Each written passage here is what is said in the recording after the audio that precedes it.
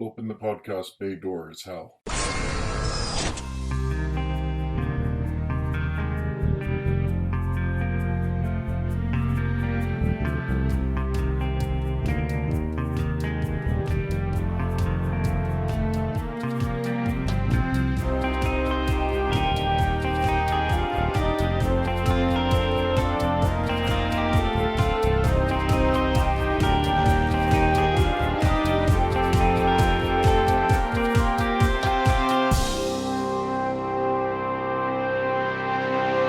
Hello everyone, and welcome to episode 7 of Welcome to Geektown.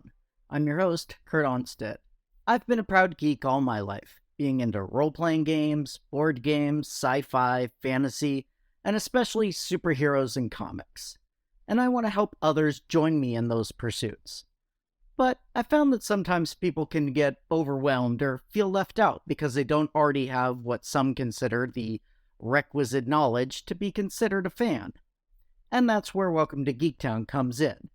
Here you can ask your questions without feeling like a gatekeeper is calling you out for not yet being fully versed in every aspect of your new interest. This week, we're going to start a recurring feature based on a question from Justin B., who also asked the very first Welcome to Geektown question back in episode 2. This time, he wants to know, what happens to the replacement heroes when the originals come back? The answer to that question varies so much from character to character that I thought it'd be good to break that out. So, every once in a while, I'll pick out one of the superheroes that has been replaced at least once throughout the years, and tell you about the character or characters that have taken on their mantle, and what happened to them after their time taking that hero's place.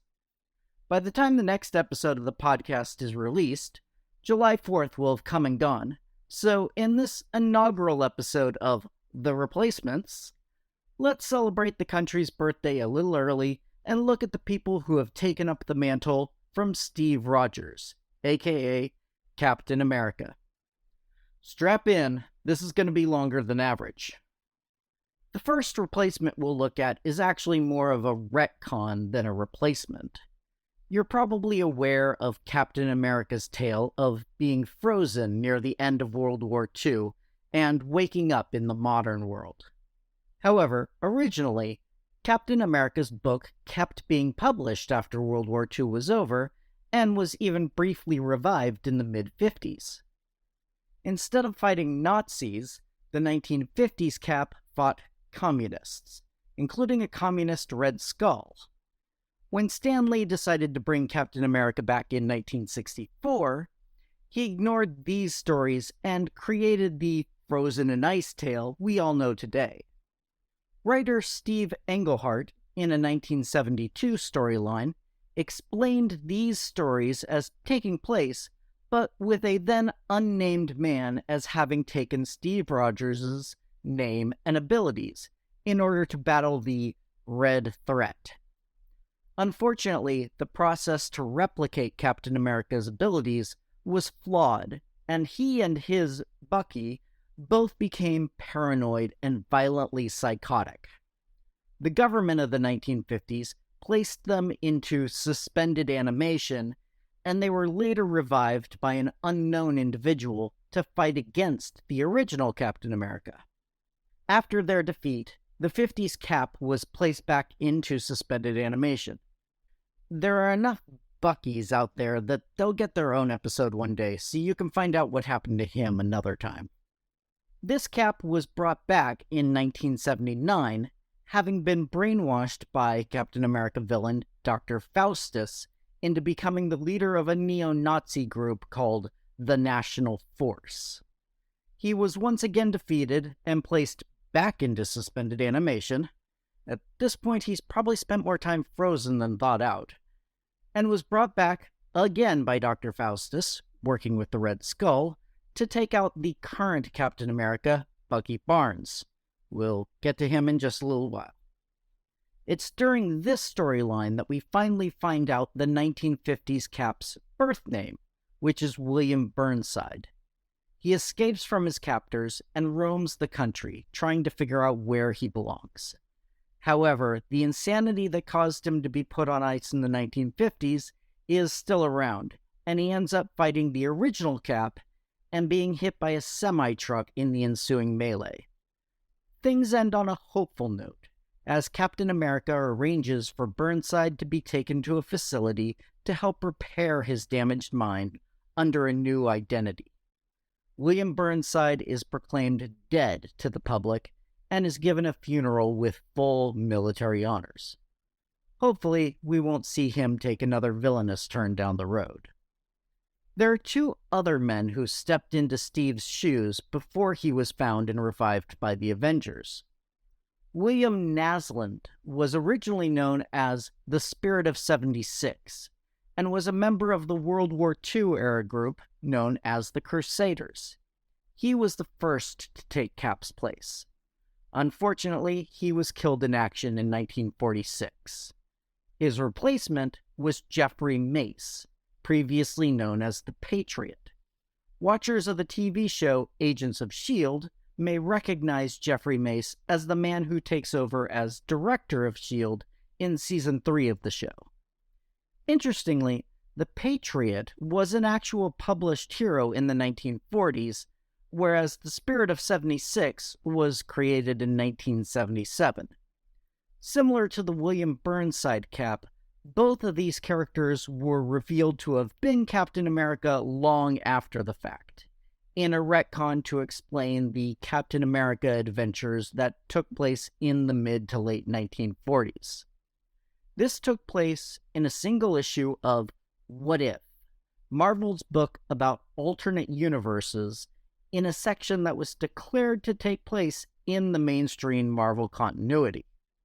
Yeah, it's complicated. Of all the replacement Caps, Jeffrey had the most mundane ending, but what most would probably consider the happiest. He got married and retired from the superhero life in 1949 and lived out the rest of his days, eventually dying of old age. Those are the retconned 40s and 50s era characters that have taken up the shield. But those aren't the only replacements. We'll talk about the more modern men to be called Captain America right after this. We are the When It Was Cool podcast from whenitwascool.com. We are retro pop culture discussing classic rock, comics, retro movies, retro TV, toys, nostalgia, and much more. The When It Was Cool podcast is a fun, retro, nostalgic trip through your favorite music, movies, TV shows, toys, and pop culture from the 1970s, 80s, and 90s. When It Was Cool podcast from whenitwascool.com. Since being awoken from his frozen slumber, Steve Rogers has given up the Captain America identity a few times, sometimes voluntarily, sometimes not. The first time he did so was in Captain America number 180, published in 1974.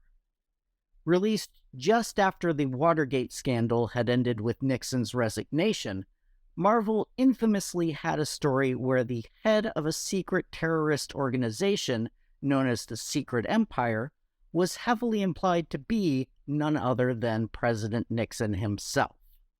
Losing faith in the government, Steve gave up the Captain America identity, putting on a new costume and calling himself Nomad, Man Without a Country.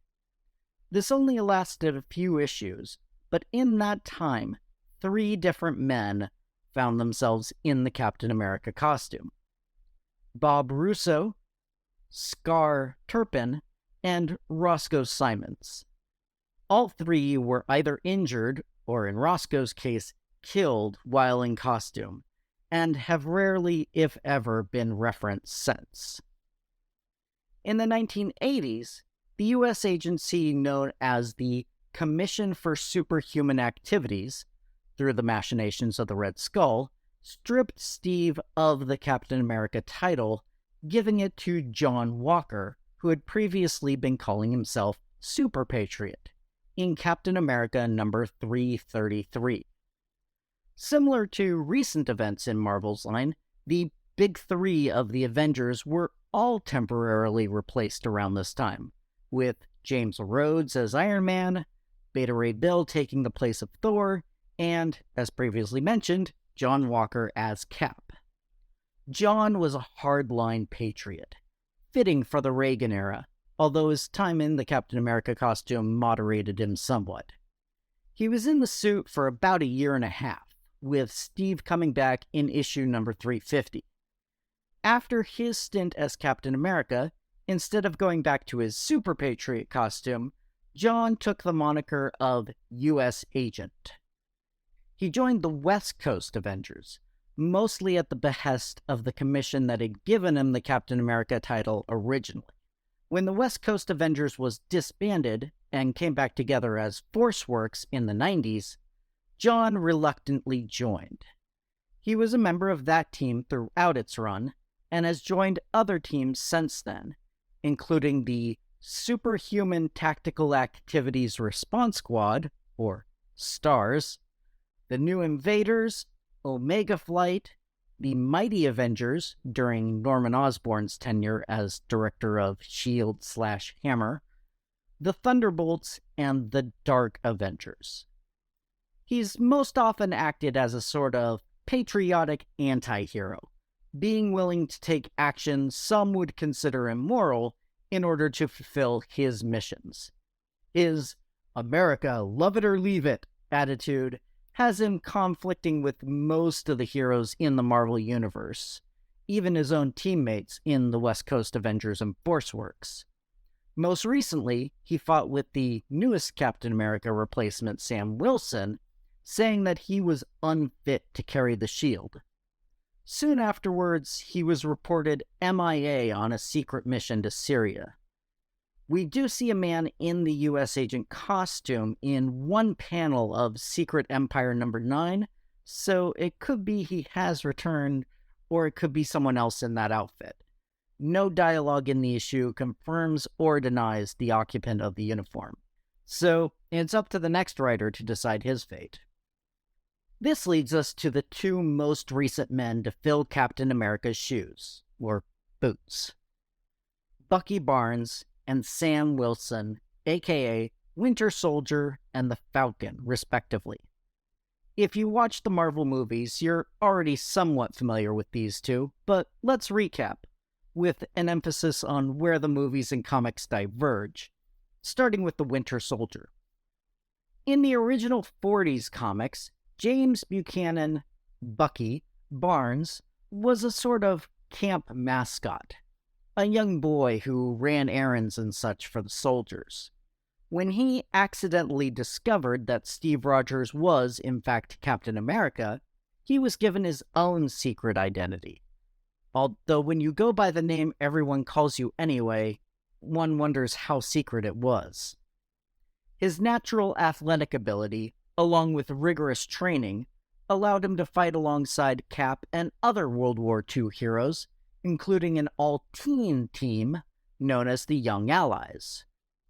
Bucky was wounded in a 1948 story, but as we've established earlier, that late of an adventure would be retconned to no longer be the original Bucky. When Captain America was unfrozen in Avengers number 4, we learned what had actually become of the young sidekick, or so we thought. The same incident that put Cap in the frozen water had apparently killed young Bucky. And that was the status quo for over 40 years. Bucky was one of the only superpowered characters that didn't come back from the dead until 2005. Ed Brubaker wrote the stories revealing that Bucky had survived, although losing an arm in the process.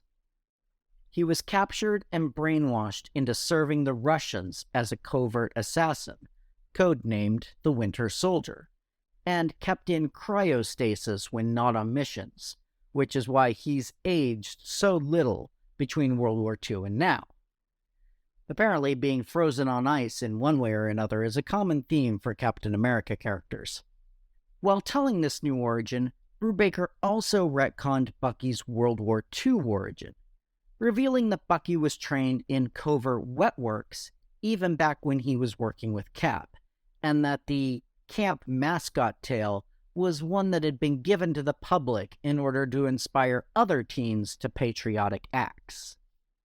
Bucky was eventually freed from his Soviet masters, and with the help of Iron Man, all of his subliminal commands were removed. Given the apparent death of Steve Rogers at the end of the Civil War storyline, Bucky reluctantly agreed to become the new Captain America. His tenure lasted for a couple of years in real-world time, but Steve was eventually returned to life, as comic characters tend to do. For one major crossover, called Siege, both characters acted as Captain America, though Steve held the shield while Bucky was armed with a gun. Then, Bucky returned to his Winter Soldier persona, becoming a major player in the Marvel Universe in his own right, mostly working to right wrongs he himself was a part of when under Soviet influence, and also as a team leader for the Thunderbolts. He was also key in bringing back the original heroic Captain America in the ending of the controversial storyline where Steve Rogers was, quote, revealed to have been a Hydra operative since day one. Another key player in that storyline is the last of the replacements, at least so far.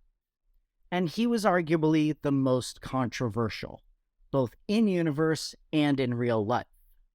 Sam Wilson's backstory is complicated.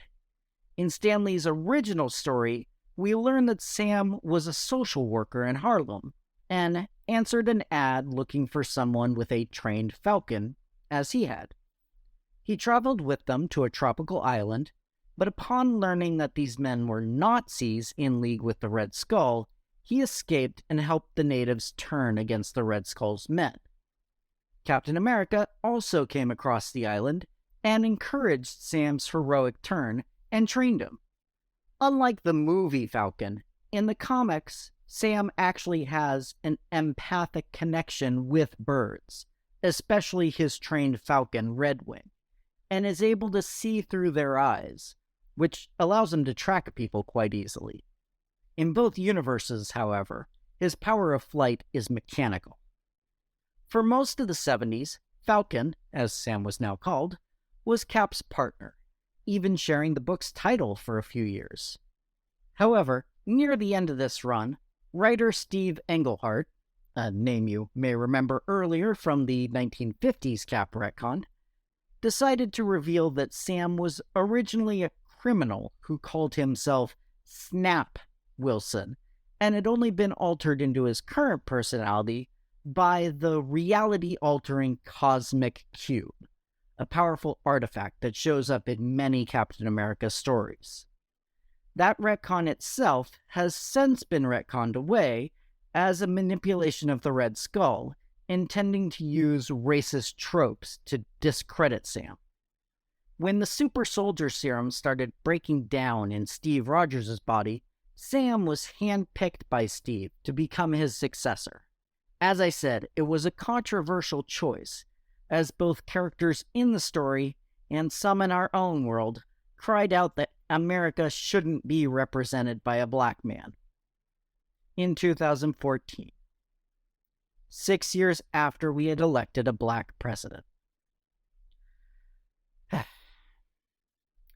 Most of the stories in the Captain America book during Sam's time in the suit dealt with race relations in one way or another, including arcs on immigration and police brutality against minorities. The pressure and responsibility of the title weighed down on Sam, and he gave up the Captain America identity for a little bit, only returning to fight against Hydra Cap, who I mentioned earlier. When he and Bucky were able to bring back the true Captain America, with a little help from Ant-Man, he relinquished the shield once again and returned to being the Falcon, continuing his fight for racial justice, albeit without the added responsibility of being wrapped in the symbol of a nation.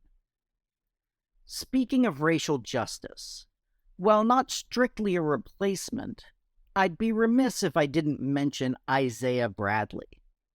In the 2003 miniseries, Truth, Red, White, and Black, it is revealed that In an attempt to recreate the super soldier formula, hundreds of black soldiers were subjected to varying treatments. Most of these men die, either from the experiments performed on them or afterwards in an attempt to cover up the illegal and immoral tests. Their deaths are swept under the rug, and their families are told that the men died in battle.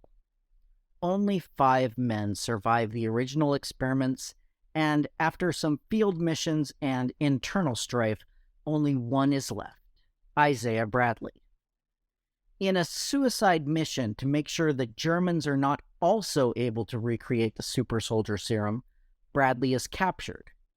He's eventually rescued and released by German insurgents, but his actions, and the desire to keep his existence a secret, lead to him being court-martialed and imprisoned for almost 20 years before being pardoned and released by President Eisenhower in 1960. As is too often the case for real-life African-American heroes, he remains unknown to the general public. But in the story, he's shown to be a folk hero to the next generation of African Americans as the Black Captain America. Unfortunately, the combination of the flawed version of the super soldier serum and a case of Alzheimer's leaves Isaiah in a childlike state by the time Steve Rogers learns of his existence and meets him. The story of Isaiah Bradley was purposefully made an analogy of the Tuskegee syphilis study, where black men were purposefully and unknowingly left untreated for the disease, even years after a safe and effective treatment was established, only in order to study the long-term health effects. However, to end on at least something of an upbeat note, Isaiah's grandson, Elijah, was one of the founding members of the Young Avengers, and its leader, even after revealing he had no actual powers of his own. When in costume, he goes by the name Patriot, making him a legacy hero twice over.